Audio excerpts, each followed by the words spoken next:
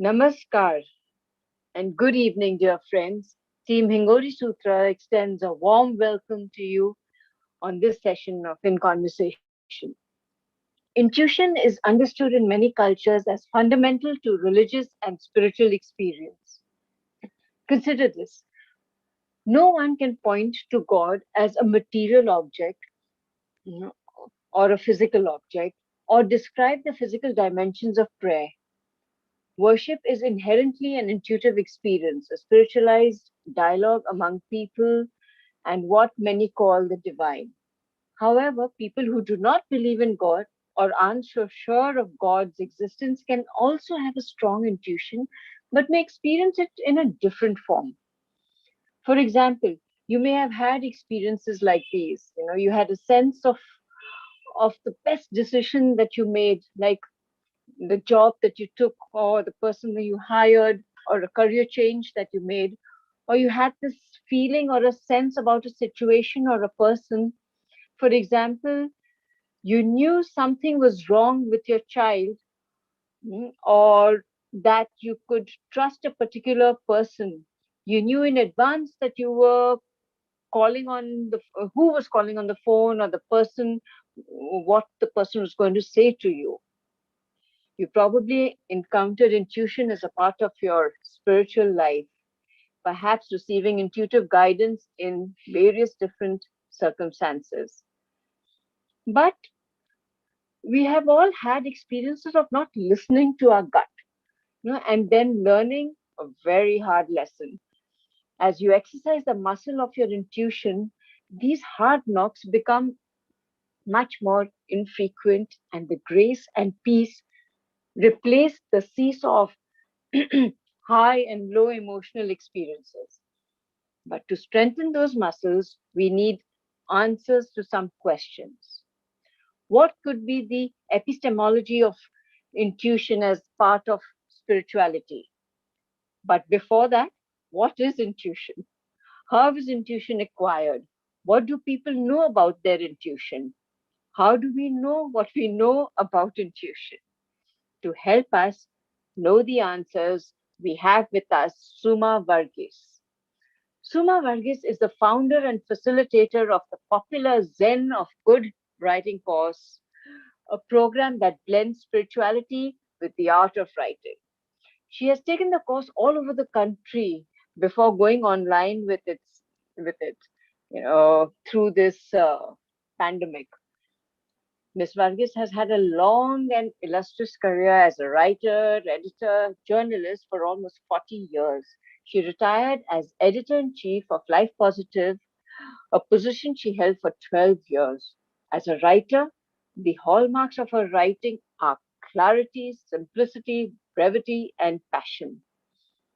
As the author of Traveling Light and Traveling Lighter, published by Zen Publications, these books are the compilations of her popular column in Life Positive. Her third book, 50 Life Lessons, is undergoing a publication with Hay House. Wow. The clarity, visionary perspective, and idealism have enabled her to have a unique influence on her readers and therefore on society. A very warm welcome to you, Suma. आपका बहुत बहुत स्वागत है. Thank you so much, Anjali. And I'd really like to thank Hingori Sutras for calling me here today. And very, very happy to be speaking to all of you on the power of intuition, or what I like to call signals from the soul. So there was this 13-year-old girl who went to a pet shop with her sister. And then suddenly a man entered the shop, and she felt the whole energy of the place change. And terror filled her bottomlessly. Quickly, she got hold of her sister and went running out of the pet shop. And later that evening, she discovered that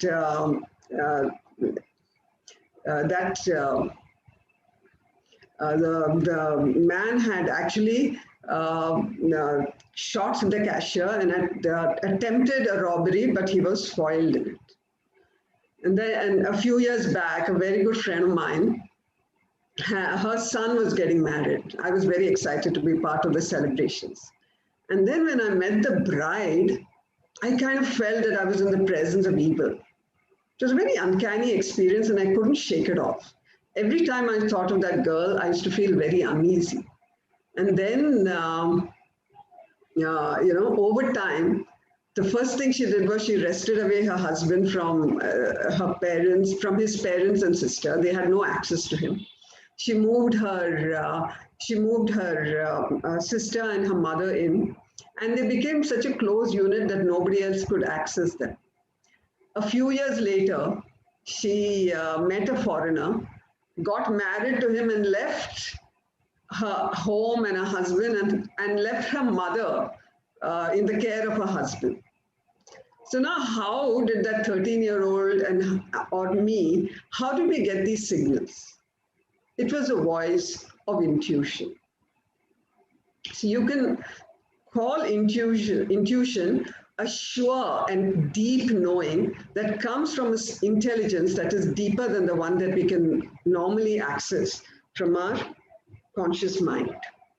The intuition is often called the sixth sense, but what it is actually is the voice of your subconscious mind. Your subconscious mind is the God part of you. And therefore, the cues and signals that you get from your intuition should never be ignored because it's coming from a space that's not corrupted by your ego. There is a personality test called Myers-Briggs type indicator, which evaluates people on the basis of 4 parameters. One of these parameters is, are you a sensory person or are you an intuitive person? So a sensory person gets all the information he or she is, of the world around them simply through the 5 senses. They're extremely observant. They can piece together a very clear picture of the world around them.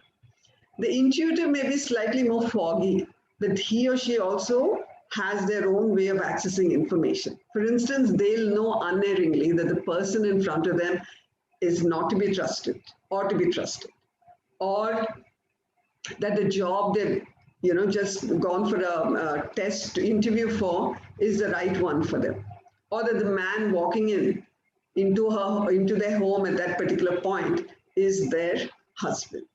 How they know what they know, they don't know, but they know that they know.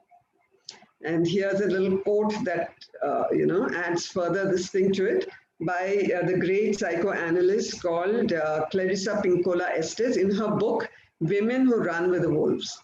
She says, this great power, intuition, is composed of lightning fast inner seeing, inner hearing, inner sensing, and inner knowing. So as you can see, such a faculty is a powerful gift.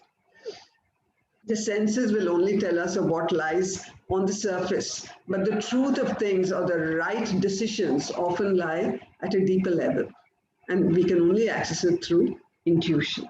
And how does intuition actually work its magic? It's quite simple. Very often it's a myriad in cues that come to it from, so many things, maybe a fleeting expression on a face, maybe, eyes that look too long at something, a tension in the jaws, a tone of the voice, so many innumerable things that they're not even aware of because it's happening so fast, but the subconscious mind has processed it and it gives you the answers. So obviously such a gift is not to be sniffed at, and in fact it has some very significant gifts for us. The first thing it does is it is unerring. It will guide you unerringly. I have taken and continue to take every cue that my inner voice has given me, I have listened to, and I've taken some radical decisions. Probably the most significant one was when I decided that I needed to leave Life Society magazine, of which I was the editor at that point, because I could no longer because I could no longer resonate with the philosophy of, aspirational lifestyles. And I quit without a job in hand. It was literally like jumping out, into the unknown. I had a mother to look after. Nevertheless, I quit without a job in hand. And that very night, just as I was telling my mother that I've left my job, to her utter consternation, I get a call from a friend, no, not even a friend, an acquaintance who I'd met 4 months back. And he called to say that he's starting a Body, Mind, Spirit magazine, and he was looking for a bureau chief in Bombay. This was possibly the only kind of magazine I was willing to work at, and it came to me on a platter the very day I left my job. So after that, I have such faith in my inner voice that I listen to it unerringly, and it has never, ever led me the wrong way. Taking decisions also become very simple. Before I got into the spiritual path, I really didn't know how to make decisions. I never found the logical way of making pros and cons convincing. So basically, I would make no decisions at all. But after, I came in touch with my inner voice, then I knew that all I had to do is wait for, to hear from the inner voice. And when it said its say, I would just have to follow it. So simple. And the best thing about it was that no matter how difficult the decision was, and some decisions are difficult, it wasn't easy for me to jump out of, very prestigious job like the editorship of Society, but I did it completely confidently because I knew it was the right decision. That is one of the things that intuition will give you, the knowledge that you're going to do the right thing. Therefore, it's okay. And finally, it puts you in touch with the rhythms of life. See, that all of us go through cycles, and sometimes one cycle is over and another cycle begins. Intuition will only raise its voice when the time is right. So when I was ready to leave Life Positive, that's when I got that, whatever, the voice or the signal that I needed to leave it. And so I left it. When I got the signal that I should take over the editorship of Life Positive, that was about 8 years after I joined Life Positive. But only when I got the signal did I become the editor of Life Positive. Similarly, I started the Zen of Good Writing workshop, which was a 20-year dream, quite recently in 2015, because that's when my inner voice told me I was ready. And then in 2017, again, I was guided to let go of the editorship of Life Positive because I was given to understand that that's the right time. And the right time is something beautiful. It has so much power. Because when you do things in the right time, you are in the flow of the universe and you're almost guaranteed, and whatever decision you've taken is almost guaranteed to be successful. In my case, I would say every decision I've taken, when guided by the inner voice, has, proven to be the right one. Well, it's no secret that most women are intuitive. Somehow they seem to know, and men are quite baffled by it. How do they know, for instance, that their boss is on the take, taking bribes? Or how do they know that the newspaper boy is not to be trusted? They know. That's about it. And all of us are very, very aware of the unerring mother's intuition that always tells her when her, her son has fallen ill in school, or her daughter who's learning engineering in Delhi is missing home. So there was a story about this mother who was sleeping in the still of the night, and suddenly she's woken up by a very calm voice coming from goodness knows where, telling her to go to her daughter's room because there's a burglar there. So she rushes to the room and she finds this black shadow hovering around the daughter's bed, jumps, screaming loudly, she jumps onto the bed. And the burglar is so unnerved, he jumps out of the window and escapes. And that child's life or whatever it was saved simply by the prescient voice of intuition. So how does intuition actually get through to us? Here in this case, she actually heard a voice. But very often, Most often, in fact, it is this deep knowing. You just know it. You just know that, this decision I have to take is the right one, or whatever it is that you need to know, you just know it. Who to marry, who not to marry, who to trust, who not to trust. An intuitive can actually look deep into a person's psyche and you see what stuff it's made out of. Dreams are also a way of guiding us. Very often we get our answers through dreams. For instance, when I was in school, my sister Sheila was studying in college. And on summer holidays, I think one summer holiday, she brought some of her books. And I've been a reader all my life, so I got hold of one book and I read it. And later when she was packing, her bag to return to the hostel, she couldn't find the book. Obviously thought I was a culprit and, gave me a tongue lashing.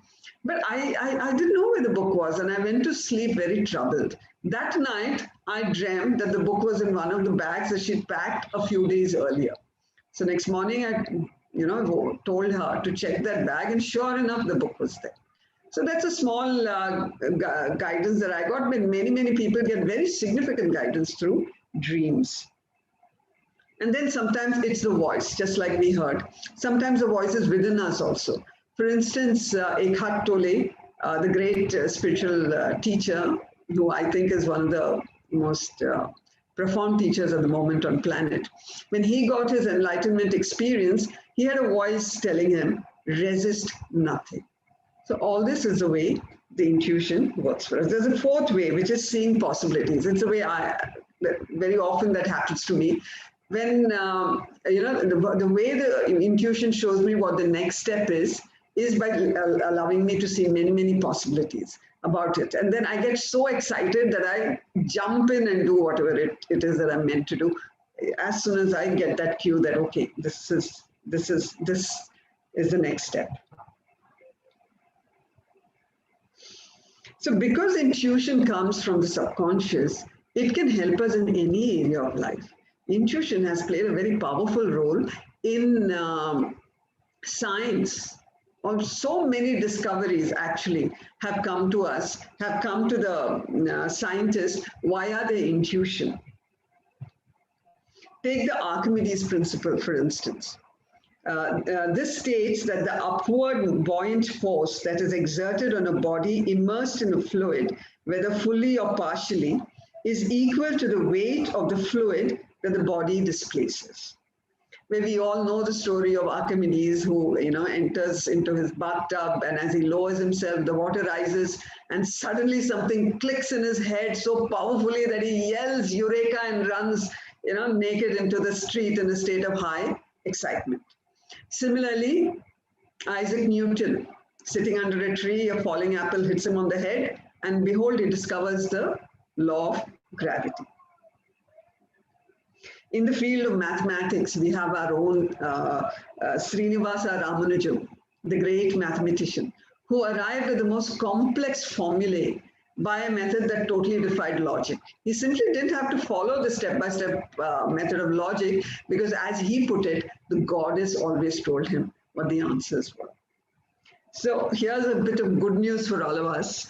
We Indians are essentially a right-brained nation, and therefore our access to intuition is possibly higher than, let's say, what happens in the West. And you will notice that many of our systems and many of our sciences, like Ayurveda, the cures of Ayurveda, yoga, not just asana, but the philosophy of yoga, or Vastu Shastra, or even the Nati Shastras, all of them are a combination of intuition, observation, and working through it. So it brings us to spirituality. India is almost synonymous with spirituality. There are sages and sants and sadhus in every corner of this land, and this land is steeped in spirituality. And how have most of these people arrived at their great understanding? Through the powers of intuition, because the more they move into them, the more they work on themselves, the more access they have to the subconscious mind. Miracle after miracle unfolds for them. Who can forget Sri Ramakrishna Paramahansa, who was in despair because he wasn't able to access a vision of the goddess. And finally, one day he can take it no more and he threatens to commit suicide with a sword. And then Goddess Kali appears before him in all her power and might. There are so many stories. Or if you were to read many of the stories of, of these saints, it is amazing that their lives, the way they've led their lives and the knowledge that has come to them is absolutely amazing. And truly it is when we step onto the spiritual path that intuition comes into its own. For spirituality is a process of going within, unlike other sciences. And very often, the seeker has nobody else to guide them, no touchstone to go by. And that is when the intuition becomes all powerful. I have known of many people who've taken the wrong decisions because they've not fine-tuned their intuition. There are so many people I know who have, chosen the wrong guru and gone through great suffering and even exploitation on account of that. Or sometimes, they have that they get into spirituality and in that first flush of excitement, they decide, to drop everything, drop samsara and go running towards the Himalayas with a lota in hand. But after a few months, perhaps, or maybe a year or two, they return back to samsara, chastened because they realize that's not for them. They're not ready for it as yet. So,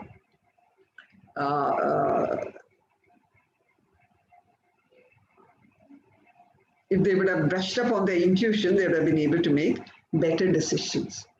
When I joined Life Positive, I could not have been more grateful for my intuition, because that's what helped me to move sure-footedly among the healers and the therapists and the gurus and, the teachers who approached us for interviews. So who do you interview, who do you not? Who do you cover, who do you not? It was my intuition that guided me fairly accurately. So, which meant that I almost hardly ever had to, regret having given any publicity, because there were not too many rogues among the ones I publicized. So how do you cultivate your intuition? Already we've heard a little bit about it, but here are a few things that I'm going to share. One of the first things one of the best ways to cultivate your intuition is to listen to it, to pay attention to it, and to follow its advice. The more you do that, the more you begin to trust it. And the more you begin to trust it, the more active it becomes. So therefore, pay attention to it. What stops us? It is our thinking, logical mind that keeps coming in the way. But then so many of us, like I think Anjali mentioned also, so many of us actually later on, after some, dreadful event has happened and they, retrospecting, then they say, oh, but you know what, I really felt this, I should not have gone out with this person, or I should not have taken this job, but I didn't listen to it. So next time, pay attention.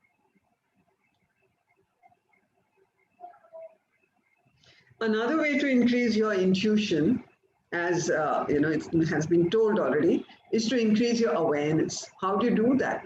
Through spiritual practice. So there are, in this country particularly, is known for millions of spiritual practices. There are so many, each one of us, in fact, so choose the one that appeals to you the most. It could be japa, it could be chanting, it could be yoga, it could be meditation, it could be jnana yoga, it could be bhakti yoga. There are so many paths. Choose any one of them. And the deeper you go into it, the more you will find that your psychic faculties are opening up, intuition among them. And soon you will find yourself, of course, many people get visions and all that. Absolutely, that's also part of it. But also having the capacity to guide yourself unerringly, to take the right decisions. And once we're on the path, we also have so many serendipities coming our way. You think of somebody and, they call you, or you call somebody and they tell you that, they were thinking about you. Or you have a question on spirituality, and uncannily enough, in the next 1 or 2 days, you get the answer for it. I used to often say, in fact, that God was the actual editor-in-chief of Life Positive, because I only had to think of writing a story, and then I'd think of, the questions I needed to answer, and then I would get so many people calling me up, and somehow in the course of the conversation, those answers would come to me. So intuition, so all these are the ways life becomes very easy for the seeker. This is because, and why does it happen? Because we are aligning ourselves with the universe. So many people ask me, what's the difference between intuition and feelings? And that's a very valid question. Very often, many people mix up their feelings and take the decision on the basis of those feelings, and then they go wrong. So what's the difference between intuition and feelings? Feelings basically have a strong emotional charge, and it can also be very selfish. It can be self-motivated, okay, because it's coming from your ego self. Intuition does not have an emotional charge, and it's a calm knowing, and there is very little of the self about it. In fact, you may even have to take some unpleasant decisions on the basis of what it reveals to you. For instance, a friend of mine who was having a troubled marriage came to me, and I put her through something called a journey session. Journey session is a kind of a therapy. Is a therapy that created by an American called Brandon Bays. So after the end of the session, she told me with complete finality, this marriage cannot work. Of course, it was a big decision to take, so it took her some time. But in the course of 2 months, the two separated. And my friend has been living a very happy life ever since. She left the city, moved elsewhere, got a terrific job, is wonderfully happy on her own, very confident, doing brilliantly well. So that was a decision that was the right thing for her. So that's the thing about intuition. It can often be merciless. It often shows us things we don't want to see. The selfishness in the person we love, the vanity in a beloved mentor. But these are things we need to see. Let me quote Clarissa once again. The skull light is not forgiving. In its light, the old are elderly, the silly foolish, the drunks are drunken, and the unfaithful are infidels. She continues, yet with this light, the miracle of deep beauty in the world and in humans comes to consciousness. With this penetrating light, one can see past the bad action to the good heart and can espy the sweet spirit crushed beneath hatred. Because intuition looks very deeply, we can actually see the person. We can actually see, as she says, the true soul embroiled in reactivity, and that's all, not the real person at any rate.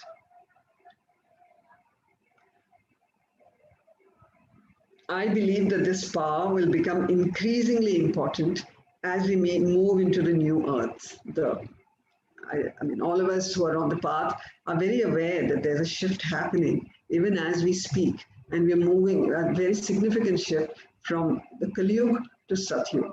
So for Satyug to happen, and I mean, as we move further and further towards Satyug, I believe it is intuition that's going to guide us, because we're going to be moving away from, external credentials like degrees towards internal credentials like character. So how are you going to decide what kind of a job you're going to take? How are you going to decide who to marry? How are you going to decide who to befriend, who not to, which healer to go to, which guru to follow, what's going on in your child's mind, and so many other questions.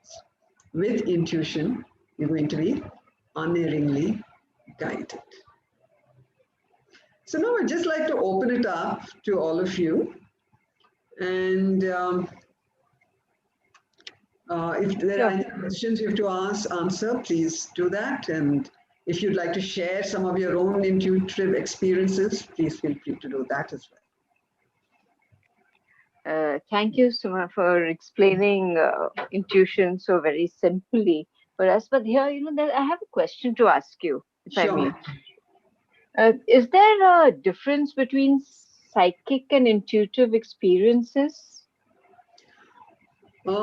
Psychic experiences, I think, can be of very many types. I mean, people, see visions, and they hear voices, and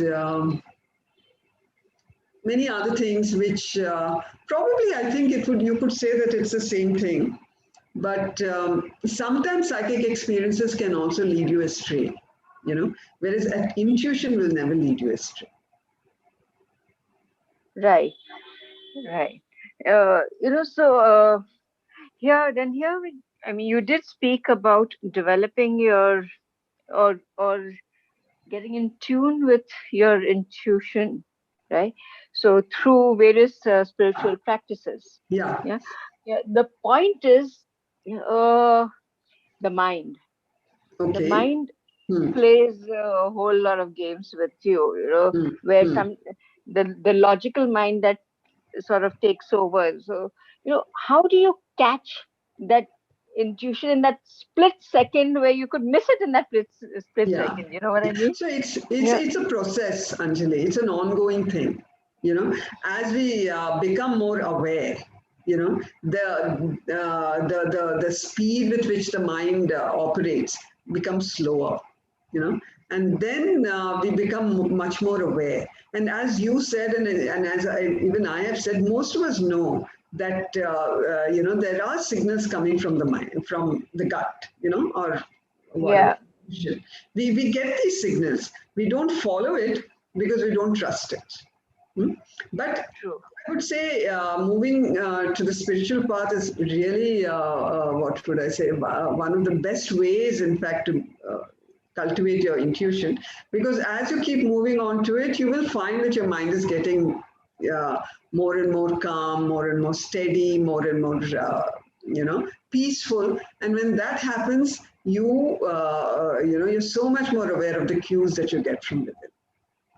Right. And as I Sort say, of. as you keep trusting it, it keeps acting up. It keeps becoming. And then also, I think certain people are naturally gifted with more intuition than others. But that's not to say that every one of us has intuition. It's a definitely. I think it's a sense that has been given to every human being because it's part of the God in us, and we really need to trust it and cultivate it. That's all we need to do. And sometimes we may go wrong because, as I say, it's very tempting to mix to mistake feelings for intuition. I know several friends who told me, no, it's my intuition that tells me that. I could make out that it wasn't because there was so much of self in that, I'm letting go of this relationship because it's my intuition, because I'm done with it. But I know they're not done with it, because if they had done with it, they would have been very peaceful about it. So so these are the ways the mind, tricks us. Right. Yeah. Right. I mean, that's a really important bit. That the intuition would come out of a very calm state of mind, or Yeah.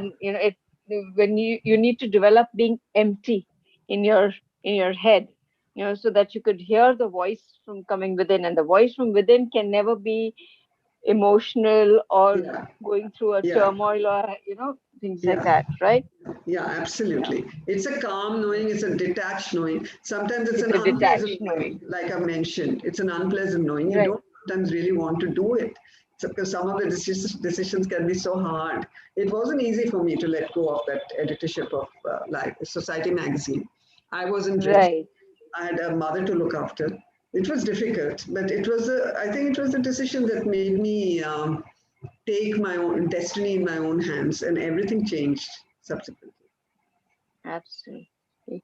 Now, talking about spirituality and intuition, Yeah, where what I hear is, they're very often, uh, when you do some spiritual practice, or you're meditating, or you're doing your mantra vidya, you receive, you get this an answer to a question in a split second, mm, you know mm, or a calling, or an instruction, mm, yeah, in that split second. and mm, and then what happens is, your logical mind immediately acts up, or you can Yeah. call it the logical mind, you can Yeah. call it the ego, Yeah. you can call it your identity or your Hmm. physical existence, Hmm. Hmm. immediately puts in a Hmm. wall, or just sort of Hmm.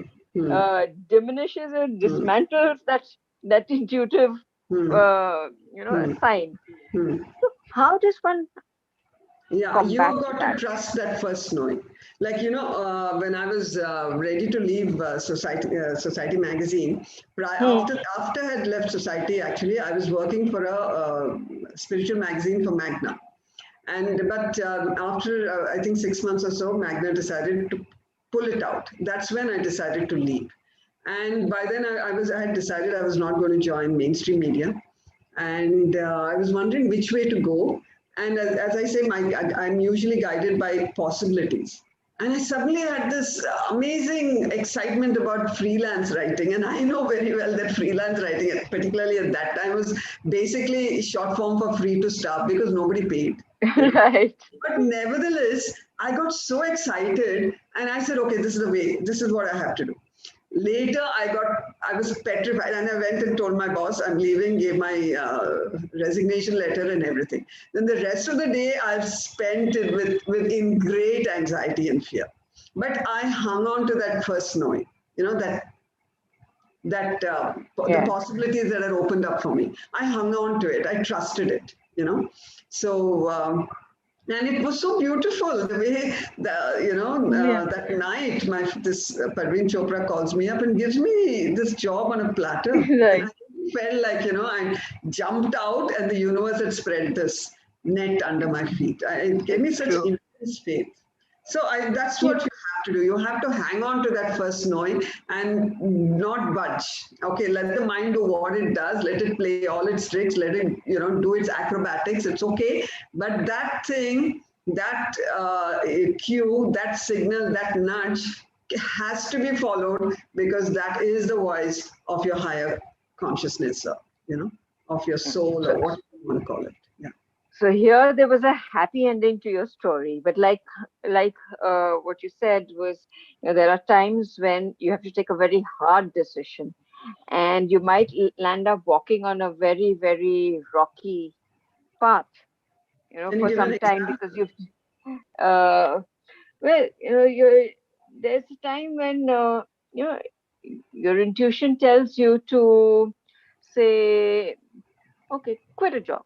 Let's put Hmm? it as quit a job, Hmm? and like you freelance, and then there is a long patch of you not getting anything to do, Hmm. you know, and you do go through a rough patch. Hmm. Hmm. You do go through a rough patch.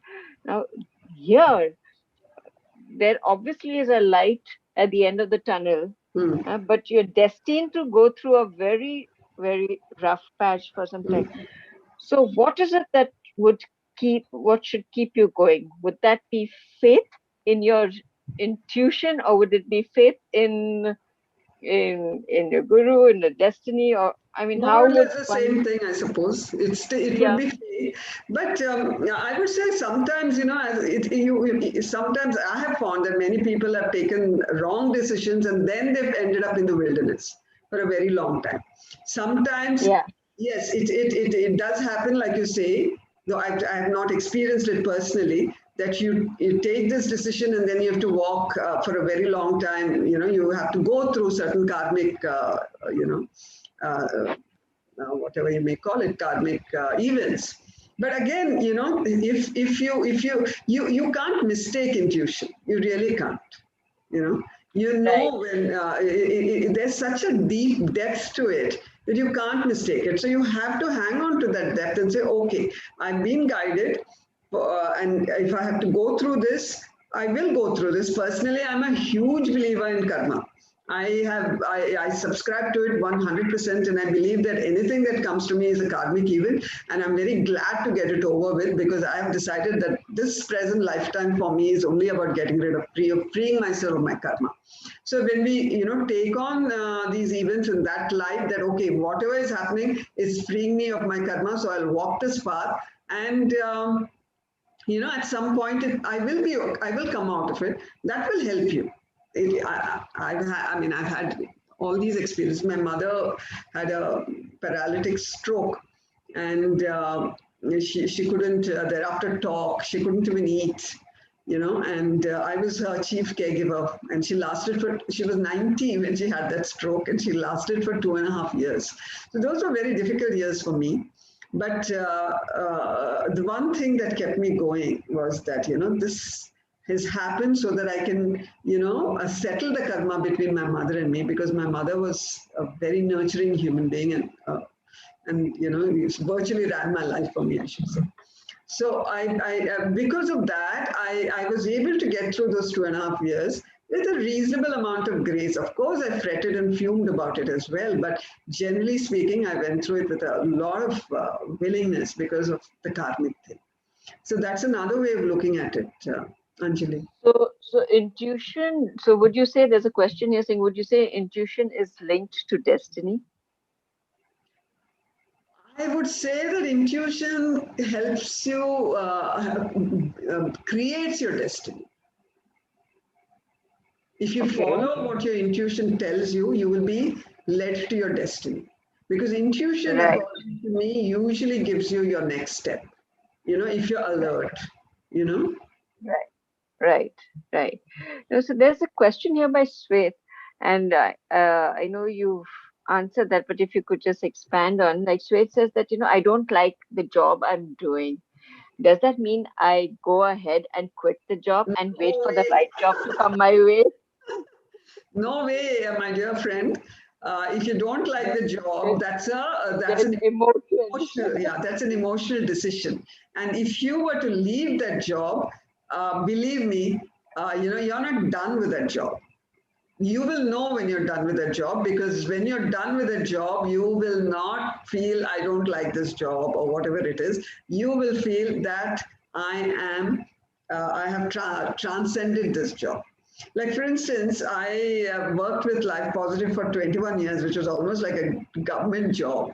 There were lots of ups and downs, but the one decision that I took was I'm not going to make an emotional decision ever.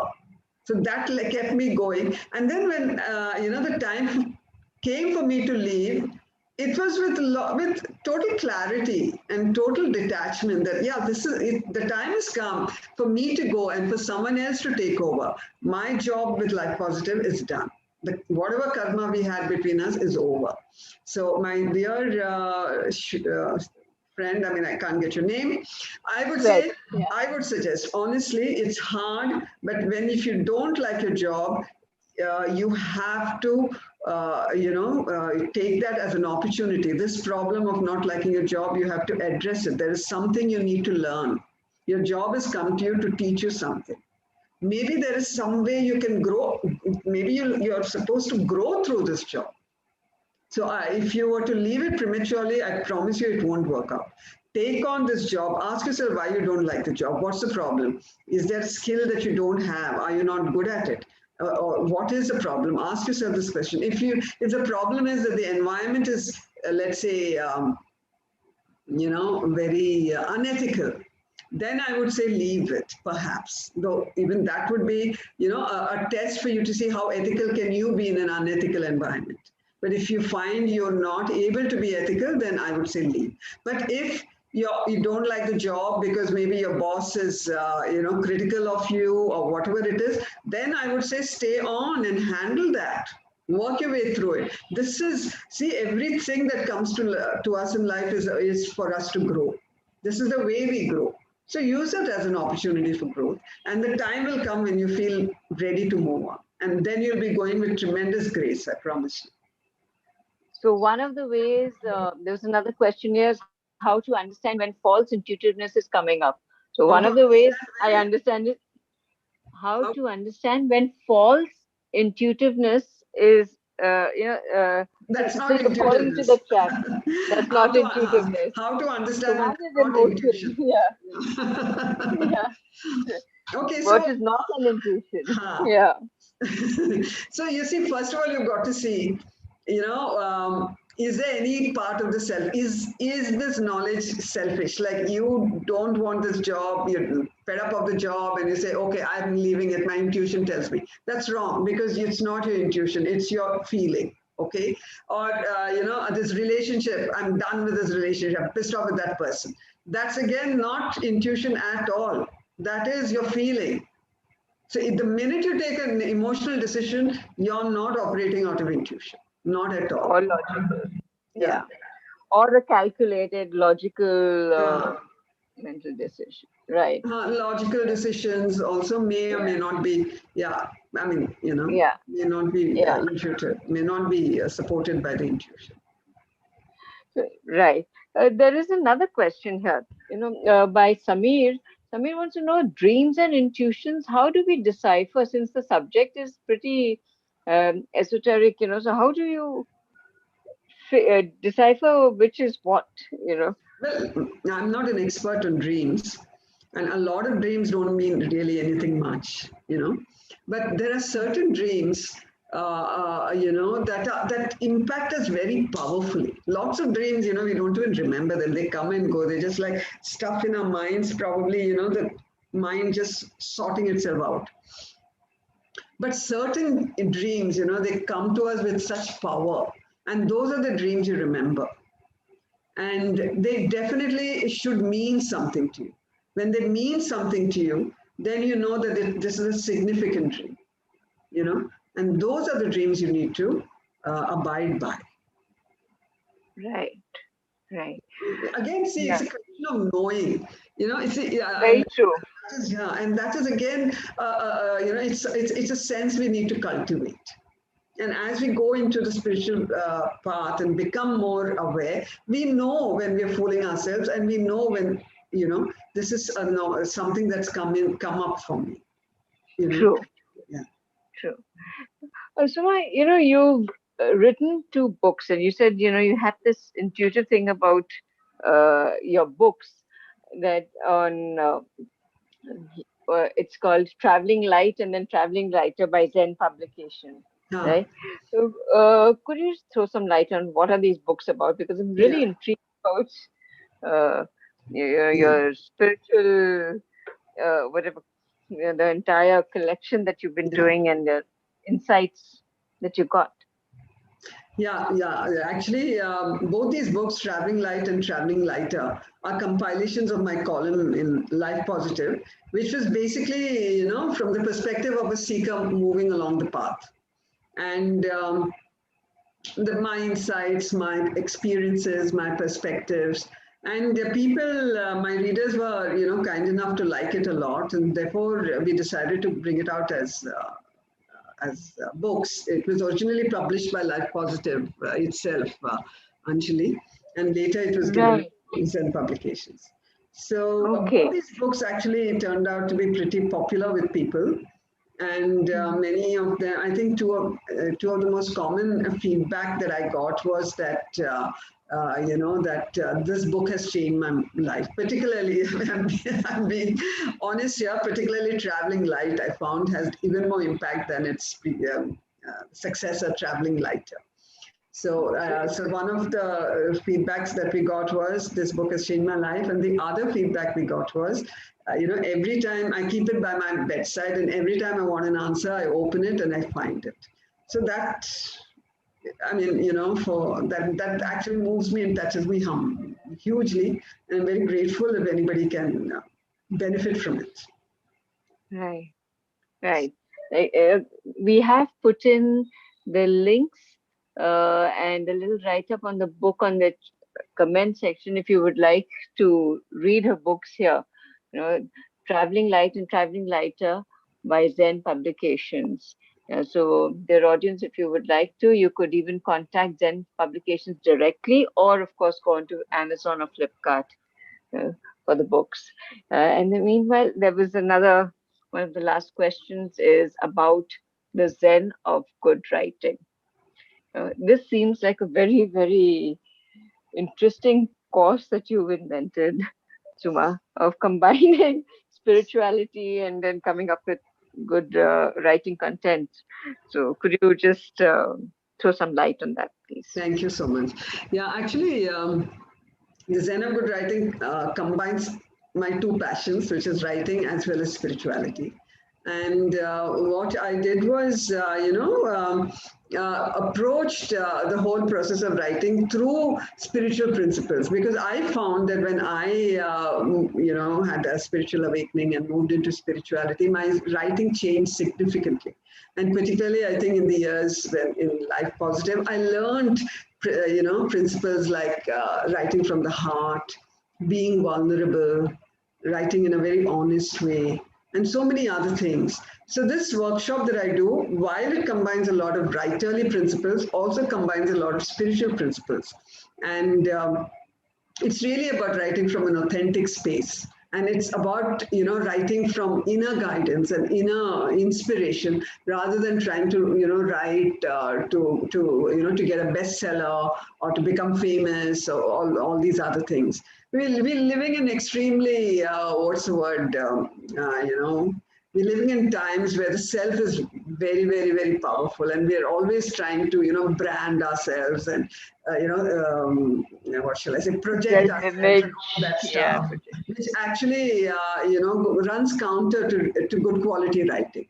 So I like to think that this workshop is a nice little, is a good thing that's come out now, because there are many workshops that keep telling people, write a book so that your CV looks good and all that sort of stuff. Whereas I really tell people that write worthwhile stuff. It's not it's no point writing stuff just for the sake of it. So right. To say that this workshop has really benefited several people, and many people, and yeah. Very interesting, Suma. Well, there was just I thought we'd call it a night, but there's another question that's come up, if we may. There is, what is the difference between intuition and inner feeling? I don't know. There may not be any inner feeling. You'll have to define the terms for me. What do you mean by inner feeling? Right. Yes, I guess it is. But here, Baldevji, if you can tell us what you mean by inner feelings. But I think the moment you use the word feelings, to me, it is again emotion. Because inner, there are no feelings when you're connected deep within with your Atma or your Paramatma, right? And there you are at a state, or you're the fulcrum of, of the seesaw of emotions. So at that fulcrum where you're so stable and still there are no feelings. So I think intuition, to me, as I understand, is being at that fulcrum where there are no emotions, there are no thoughts, and it is like what Sumaji said, detached, if I may say.